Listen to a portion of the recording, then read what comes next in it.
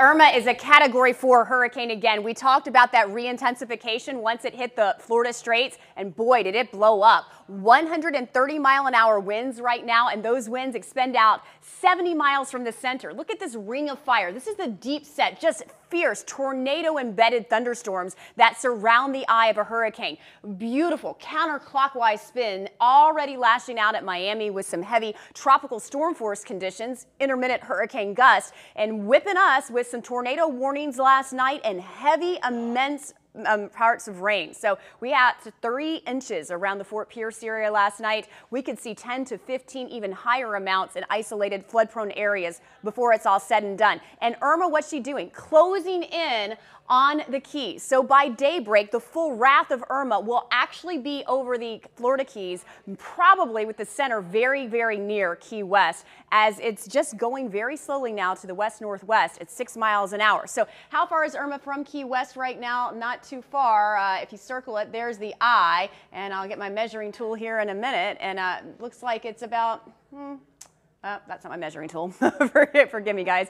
It's not very far. It's about 50 to 100 miles. So I'll change my settings here. But bottom line, the Keys going to feel it first. Then it's going to head into the Gulf of Mexico. And then it's closing in on Tampa Bay as we head into night, 8 o'clock, 120-mile-an-hour wind, still a vicious major hurricane, Category 3, and really pulling in from that Gulf. So you're going to have the energy with the winds and the waves, and it looks like somewhere, anywhere between Fort Myers, potentially Sarasota, and Tampa, we're going to see a second landfall in the state of Florida, and then we're going to see perhaps a third landfall as we head into Monday morning, with still a Category 1 hurricane near the Big Bend area of Florida, just to the west of Jacksonville, and that would mean Jacksonville will be on the east side, and they're going to get whipped with rains and wind. The modeling pretty clear now. The cone has narrowed, and they've honed in to this path, taking it through the Keys. There's no escape there. They're going to get hammered with storm surge and then up into the Gulf. Tornado watch for us. This is what's imminent. We're going to see the tornado potential until at least noon, maybe beyond, and the reach for this is all the way from central Florida down into the Keys this morning, and then we've seen tornado warnings already materialize overnight. As far as the flood warnings goes, that's in play and for the another 10 minutes or so between Lakewood Park 95 and Fort Pierce, where they were just hammered with what we call training, where the downpours just like to sit and form their own boundary in the same spot. So let's take a tour around what's happening now on radar. Here's Taylor Grenda. Hey, thanks, Sandra. I do want to take you a tour on the area because pretty much everywhere we're seeing something in every single county, every single city. So as you can see, we're getting abundant lightning strikes just off the coastline. All that just about to move in anywhere from, we're talking Indian River County down through the Palm Beaches. As you can see, we're on the back end of that swirl currently with these outer rain bands continuing to usher on in. So here we go up into Indian River County, Vero Beach. Not too bad, but again, we have that blowing rain, light to moderate rainfall right now. Further south, though, the heaviest rain moving into parts of Fort Pierce right along Okeechobee Boulevard. We do have that flood warning and flood watch in effect for that area right now. Further south into Port St. Lucie, same deal. Okeechobee County, you're seeing light to moderate rainfall, not really getting a break anytime soon. And then into Martin County, here's where we're going. Stewart into Palm City, all the way down into Indiantown, Jupiter Island, and Hope Sound. Looks like Jupiter Island, you're really getting soaked right now with some lightning associated with that cell moving on through. Further south into Palm Beach County, anywhere from Jupiter down through the Gardens, we do have a heavy downpour just about to move in between Jupiter and also Palm Beach Gardens. Associated with that, we do have some lightning as well. We're going to get a really strong gust of wind coming in with that one, so get ready for that. Further south into West Palm Beach, into Lake Worth, Boynton Beach, same deal. So we're going to see these spotty showers and this swirl continue to move on in. That being said, we do still have that tornado threat. Right now, I don't see any kind of rotation, but again,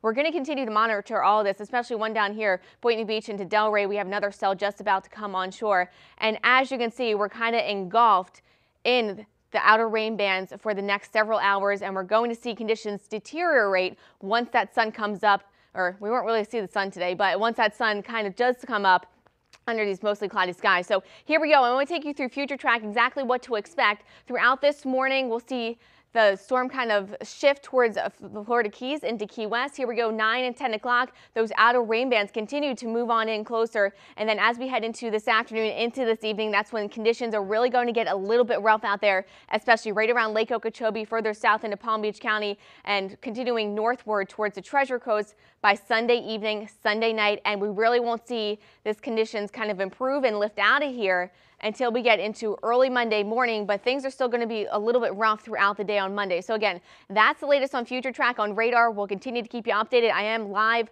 on the National Weather Service chat room right now. That's where they update us with any kind of watches or warnings. Of course, as soon as we get any kind of information on any tornado warnings, we'll get that information right out to you. Sandra? We're all over it. And the interesting thing about these tornadoes, they're really fast movers. So they're not sort of like your traditional tornado. They're very, very quick, and they're rain wrapped, and sometimes it's hard to even detect.